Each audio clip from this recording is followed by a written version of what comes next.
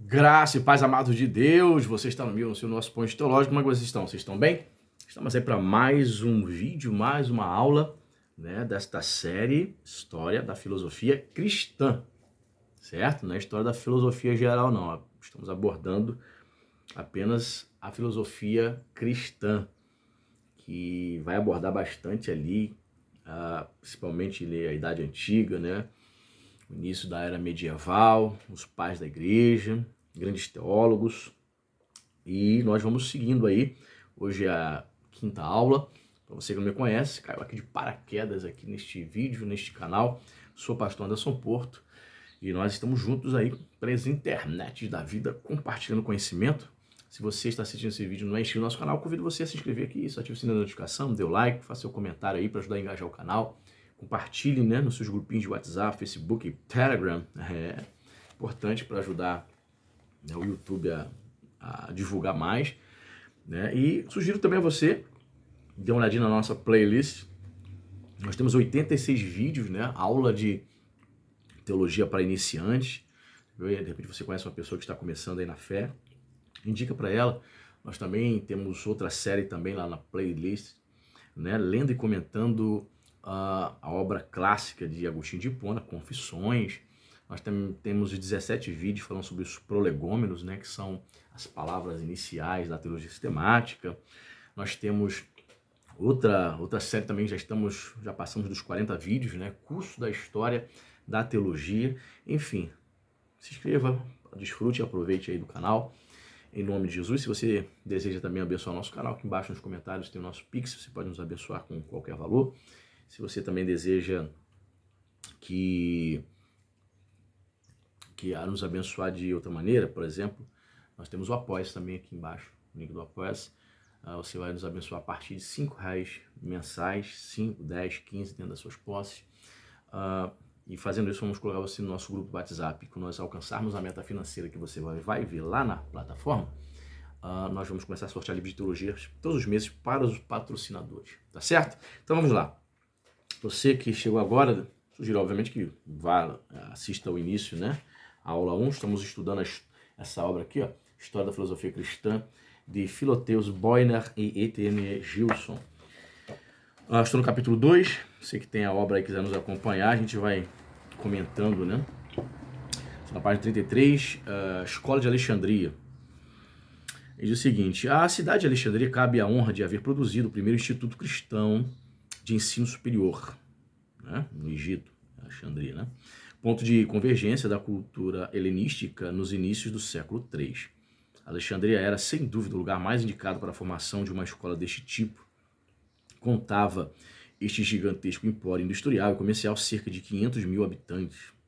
Uma mega metrópole, né? Suas instituições de ensino superior eram um modelo de organização. Cultivavam-se ali, com raro brilho, a filosofia e as ciências da natureza, né? Alexandria que trouxe, né, nos legou grandes homens, grandes teólogos como Orígenes, né, Atanásio de Alexandria, Clemente de Alexandria, enfim, grandes filósofos / teólogos, né? E personagem bíblico, a gente lembra também de Apolo, sim, aquele Apolo no qual o apóstolo Paulo, escrevendo a sua epístola aos Coríntios, faz menção, né? E Atos dos Apóstolos vai descrevê-lo como um homem eloquente, né? Então era uma escola, seria uma espécie de Harvard, Harvard da teologia, digamos, naquele tempo, né? Princeton, né? Vamos dizer, Princeton, que é mais conhecido como uma faculdade teológica nos Estados Unidos, né? O Oxford, a faculdade de Oxford na Inglaterra. O Mosel e o Serapion podiam gloriar-se de possuir duas das mais amplas bibliotecas da antiguidade. Ao lado destes grandes centros, havia as escolas judaicas que cultuavam a memória de Filon, bem como as escolas gnósticas, onde ensinavam Basílides e Carpócrates. Filon, que foi um filósofo judeu, né, conhecido como Filon de Alexandria. Algumas obras grafam o nome dele como Philo. Essa obra que está grafando como Filon. Enfim, as duas maneiras aí você vai encontrar nos seus livros, né? Era natural que os cristãos não quisessem ficar atrás. Muito provável que a fundação de uma escola cristã oficial seja de data muito remota. A crermos em Eusébio, a Escola das Ciências Sagradas deve ter sido uma instituição antiquíssima. Eusébio, né, em História Eclesiástica, ele conta e chama a Alexandria como a Escola das Ciências Sagradas. Olha só. Panteno de Sicília, a quem muitos têm por seu fundador, foi apenas o seu primeiro diretor conhecido. Tudo isso mencionado lá na obra clássica de Eusébio, em História Eclesiástica, que é uma obra que várias editoras publicam, né? O fato de ser uma obra antiga, várias editoras podem publicar. Aí você vê ela publicada pela CPAD por um preço muito elevado, muito caro. Você vê ela sendo publicada pela Fonte Editorial baratinho. Comprei ano passado, se não me engano. Foi R$14,90, olha só. Uma obra com mais de 300 páginas, né? Todo teólogo tem que ler essa obra. Leitura obrigatória. História Eclesiástica de Eusébio de Cesareia. Vou repetir aqui. Panteno de Sicília, a quem muitos têm por seu fundador, foi apenas o seu primeiro diretor conhecido. Ensinou no tempo do imperador Cômodo, para o ano 180. Panteno fora estoico e, após sua conversão, pregou o evangelho no Oriente, supondo-se que haja penetrado até a Índia. Retornando ao Egito, assumiu a direção da escola de Alexandria. Nada escreveu, mas em compensação deixou um grande discípulo na pessoa de Clemente de Alexandria. Eu vou confessar algo aqui para vocês. Eu descobri uma coisa, embora eu tenha 2 livros escritos, né, que eu publiquei de maneira independente, dois livros. Eu tenho um terceiro guardadinho em PDF, né, só esperando uma oportunidade para publicar também. Mas eu confesso a você, eu não gosto de escrever. Quando eu pego o computador, vou começar a digitar, e se eu errar ali, eu tenho que voltar e tal, digito errado e volta, isso me provoca, sabe, uma indignação, eu fico com raiva. Ou seja, escrever, não que eu não tenha capacidade, eu escrevo, o pensamento flui, né? Não sei quanto a você, comente aí se você gosta de escrever. O pensamento flui tranquilamente, mas na hora que, não que eu não tenha capacidade de expor, não, veja bem, vem o pensamento, tenho a ideia, consigo expor. Eu não gosto de digitar ou escrever, não gosto. Interessante, né? Diz aqui que Panteno, quando se converte, ele assume a escola de Alexandria, mas ele não escreve nada. Como assim? O cara era um acadêmico, mas não escreveu nada. Entende? Eu gosto de ler e discursar. Eu tenho um prazer na oratória. Então, eu posso me considerar um teólogo que tem prazer nos estudos e no discurso. Sentar para escrever é outro tipo de dom que eu não tenho. Engraçado isso, né? Pelo menos, né? Todo mundo diz que a gente na vida tem que plantar uma árvore, tem que escrever um livro. Então, eu já fiz isso. Acho que já plantei também algumas árvores aí. E existem outras pessoas que têm facilidade de escrever e gostam de escrever, mas ela tem dificuldade, ela, por ler pouco, o vocabulário dela é pobre. Então ela escreve muito errados, repete muitas palavras e não tem vocação nenhuma para o discurso, para a oratória. Engraçado isso, né? Escreve para mim aí nos comentários qual a sua fraqueza e qual o seu forte aí. Se é leitura, se é discurso, oratória ou se é escrita. Clemente de Alexandria, a vida dele. Tito Flávio Clemente, filho de pais gentios, nasceu provavelmente em Atenas pelo ano 150. Convertido ao cristianismo, percorreu a Grécia. Só lembrando que existe um Clemente também chamado Clemente de Roma, tá? É outro pai da igreja. Esse é de Alexandria, no Egito. Do Oriente, né? Do Oriente? Não. Olha, Alexandria ficava no Egito, então já é norte da África, no ocidente, né? Convertido ao cristianismo, percorreu a Grécia, a Ásia Menor e a Palestina. Estudou com diversos professores, nenhum dos quais conseguiu satisfazê-lo. Finalmente dirigiu-se a Panteno e Alexandria, onde encontrou a ciência que buscava. Ao que parece, Clemente não tardou a associar-se a Panteno, na qualidade de professor assistente. Após a morte do mestre, assumiu a direção da escola. Na perseguição de 202, deixou o Egito e rumou para Cesareia, na Capadócia, para junto dos seus ex-discípulos, o bispo Alexandre. É provável que não tenha retornado ao Egito. Uma carta de Alexandre, datada de 211 ou 212, exalça ali os méritos pela Igreja de Deus. Uma segunda missiva, escrita pelo mesmo bispo em 217 e endereçada a Orígenes, inclui no rol dos falecidos. Sua morte ocorreu, pois, entre 212 e 217. Não consta com certeza que tenha sido sacerdote. Quais foram as obras de Clemente de Alexandria? Vários escritos de Clemente se extraviaram. Dos seus esboços, restam apenas alguns fragmentos. A crermos em Fontino, continham eles certas doutrinas perigosas. Tal opinião, porém, não era compartilhada pelos contemporâneos de Clemente. Além da homilia Quis Dives Salvetur, chegaram até nós as 3 obras seguintes.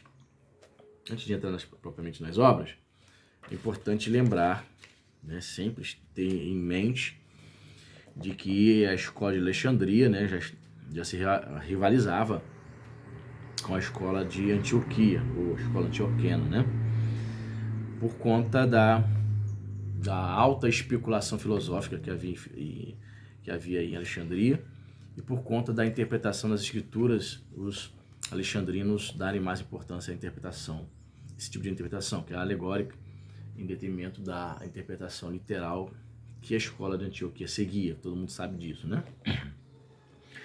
Só que eu vejo um problema, já comentei isso em outros vídeos, né? Um dos grandes problemas, eu sou fã, tá, da interpretação alegórica, eu sou contra, não. Eu gosto das duas interpretações, literal e alegórica. Acho que cada um tem o seu lugar, o seu devido lugar numa mensagem, tá? Contudo, porém, entretanto, todavia, não tem como negar, a interpretação alegórica, ela dá margem pro cara, vou usar uma expressão aqui do Rio de Janeiro, né? O cara viaja na maionese, muitas vezes na interpretação alegórica. E por conta de muitos pais alexandrinos terem sido filósofos, as especulações, os ensinos, né, tornavam-se perigosos. Você vê em Orígenes, né, Orígenes também de Alexandria, no século já 3, século 3, um século depois, ele trouxe ensinamentos, no mínimo controversos, pregando o universalismo, ensinando até mesmo que Satanás e seus demônios seriam restaurados e no final de todas as coisas, no final escatológico, seriam salvos. Olha só. Então, Clemente de Alexandria é mais um teólogo da escola alexandrina que foi acusado de ter ensinos perigosos. Então, vamos seguir aqui. Primeira obra dele, Exortação aos Pagãos, anterior ao ano 200. Na primeira parte, Clemente nos dá a conhecer o Cristo como arauto e mestre do novo reino. Traça um quadro tenebroso da estutice, da imoralidade, da mitologia pagã e os cultos dos mistérios. Refuta as doutrinas dos filósofos gregos acerca da natureza de Deus. Na segunda parte, expõe a doutrina cristã da salvação. O segundo tipo de obra dele a segunda obra foi o Pedagogo, né, o Paidagogos, né, orientador, o mestre, o professor, né, que compreende 3 livros e foi redigido entre o ano 200 e 202, nós já estávamos na virada do terceiro século. Dirige-se aos que atenderam a sua exortação e se converteram ao cristianismo. O primeiro livro intenta orientá-los para Cristo, mestre da vida. Os 2 últimos contêm diretivas para a vida cotidiana do cristão. Então temos aqui na segunda obra, Paidagogos, né, de Clemente de Alexandria, uma obra, podemos dizer, que é uma espécie de catecismo, né, que orienta os novos convertidos. Já ali no início, ou quase na metade do segundo século, aqui é virada já do segundo para o terceiro. Então, no início ali do segundo século, anos 150 aproximadamente, acredita-se que o Didaquê, que é uma obra muito conhecida, também é um clássico também, né, a gente deve ler, uma obra curtinha que todo mundo deve ler, seria uma espécie também de catecismo, de orientação para os novos convertidos. E o Didaquê é curiosíssimo, né? Alguns acreditam que tenha sido escrito na Síria. A Síria não, Síria. Então, existe, por exemplo, uma recomendação no Didaquê, a palavra Didaquê significa ensino, né, no grego. A seguinte recomendação: quando um candidato ao batismo fosse se batizar, ele deveria, antes do batismo, ficar 3 dias em jejum. Ok, o cara se consagrando, bacana, interessante isso, né? Mas o mais curioso, me chamou a atenção, é que o batizador, o imersor, o batista, deveria, o pastor que fosse batizar a pessoa, o religioso, o líder espiritual, ele também deveria entrar em jejum 3 dias antes do batismo, juntamente com o candidato. Entendeu? Então imagina, se tivesse jejum ali, o batismo ali 2, 3 vezes na semana, ele viveria em constante jejum, né? Interessante. A terceira obra de Clemente de Alexandria, Tapetes ou Exposições Científicas da Verdadeira Filosofia. Essa obra veio até nós com o nome de Estromata. Consta de 8 livros compostos depois do ano 202 depois de Cristo. A respeito desta sua obra mestra, que não apresenta uma disposição rigorosa e trata dos mais variados assuntos, escreve o próprio Clemente, abre aspas para o Cleo, não, o Klein, né? Clemente. No que concerne a esta obra, ele constitui um escrito elaborado, sem grande arte e sem pretensões à ostentação. Ele mesmo dizendo. Trata-se muito simplesmente de uma série de anotações que pretendo conservar para os anos de minha velhice, à guisa de preventivo contra o ouvido. Ou seja, contra o ouvido com não, ouvido com L, contra o esquecimento. Minha intenção é traçar outros tantos retratos e imagens evocativas daqueles discursos brilhantes e cheios de vida, bem como aqueles varões santos e verdadeiramente notáveis aos quais tive o privilégio de escutar. Um deles, a quem chamavam o Jônio, viveu na Grécia, e os demais na Grande Grécia.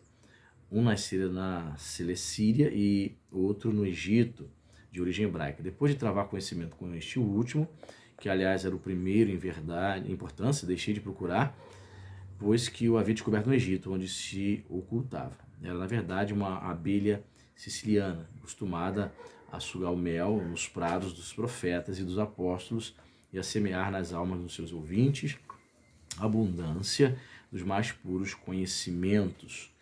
Então, a Estromata, fecha aspas para ele, Estromata era uma obra que não tinha pretensões. Nunca poderia imaginar que essa obra chegaria até nós, quase 2000 anos depois. Como isso? Eu escrevo um livro, né? A gente escreve um livro para as pessoas, pensando nas pessoas do agora, nos nossos contemporâneos. A gente não imagina que a nossa obra vai perdurar, vai viver por 1.500, 2.000 anos lá na frente. Daqui a 2.000 anos as pessoas vão ler a minha obra. A gente não imagina isso. Então é interessante isso, né? Muitas vezes nós vamos realizar algumas coisas sem muitas pretensões ali de humilde, e Deus faz isso, né? Ele pega ali uma canção, pega uma mensagem, pega uma realização que você está fazendo em prol do reino, e Deus nos surpreende, né? Conforme diz Efésios 3:20, Ele é poderoso para fazer infinitamente mais do que pedimos ou pensamos. Ele pensou e ele pediu a Deus que essa obra fosse uma obra só para registrar, né? Algumas questões para sua velhice. Olha que interessante, né?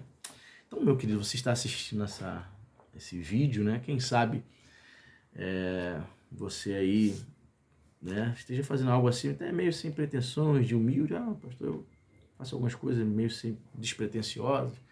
Não sei se vai para frente, não, mas de fato, né, se depender da gente mesmo, não é nada que a gente faz realmente tem poder, né, de prosperar em si. Mas é o Deus que a gente serve que faz isso, né? Estas 3 obras principais formam uma espécie de trilogia, segundo uma observação do próprio autor no começo do Pedagogo. O plano de Clemente é expor as etapas sucessivas pelas quais o Logos deseja conduzir as almas à perfeição. Após uma exortação inicial, o Logos assume o papel de educador, olha que legal, Paidagogos, para a vida virtuosa. Finalmente, ele nos ensina numa espécie de ciência superior contida nos Estromata, que é esta obra onde ele faz um apanhado de várias ideias, né? Que mais? Como se vê, o objetivo de Clemente é essencialmente religioso. É o que não devemos perder de vista se quisermos entender corretamente a filosofia. Então, note bem, ele vai adentrar, principalmente na obra Paidagogos, pedagogos, né, o educador, orientador, ele vai entrar numa questão que muitos pais da igreja, principalmente de Alexandria, de fala e escrita grega, que é a questão do logos, mais uma vez, né? Então, muitos filósofos barra teólogos entenderam, né, que o logos ali revelado por João, sim, é a segunda pessoa da Santíssima Trindade, né, o verbo encarnado, Jesus, a palavra viva, encarnada, e ele vai usar a sua filosofia para poder enfatizar, né, vai usar a filosofia para poder enfatizar a doutrina, né, da divindade do logos, que na filosofia, já falei isso em outros vídeos, né, na filosofia de Heráclito, não se personificava o logos. O logos era tido como a razão, né? Era algo que estava inserido no universo, era uma espécie de inteligência, mas não uma pessoa, como o cristianismo deu a entender ali no prólogo do Evangelho de João. Ok? Então, falamos aqui sobre as 3 obras de Clemente de Alexandria, só para fixar: primeira obra, Exortação aos Pagãos; segunda obra, Pedagogo, né, a gente fala no grego Paidagogos; e a terceira obra, Stromata, que é uma obra que elabora vários tipos de uma série de anotações de assuntos variados, que faz vários comentários acerca da vida cristã. Então, na próxima aula, nós vamos vamos falar sobre o problema filosófico, né? Vamos falar sobre a justificação da filosofia e a função soteriológica da filosofia. Qual é a função na soteriologia, qual a função da soteriologia na filosofia, ou qual a função da filosofia na soteriologia, na era pré-nicena, antes do Concílio de Nicéia, em 325, tá certo? Eu fico por aqui e vamos seguindo juntos. Dê o like, comente e até a próxima aula. Deus te abençoe.